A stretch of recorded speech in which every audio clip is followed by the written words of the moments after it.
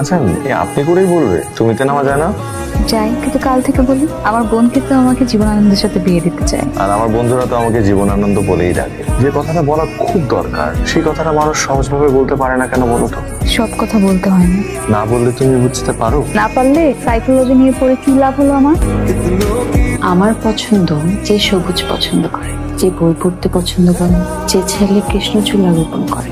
তোর জন্য তো তাহলে জীবনানন্দ দাসকে আবার জীবিত করে আনতে হবে। কেন? এরকম কি আর ছেলে নাই? আছে নাকি তোর এমন কেউ? খুঁজতে হবে। হ্যালো দিদি।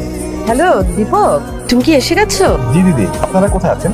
আমরা কিন্তু বের হতে পারিনি। মৃন্ময়ী হঠাৎ বমি করলো, ওর শরীরটা একটু খারাপ লাগছে। তুমি আমাদের বাসায় চলে এসো। জি জি পারবো। আমার পছন্দের একজন আছে। খুবই ভালো।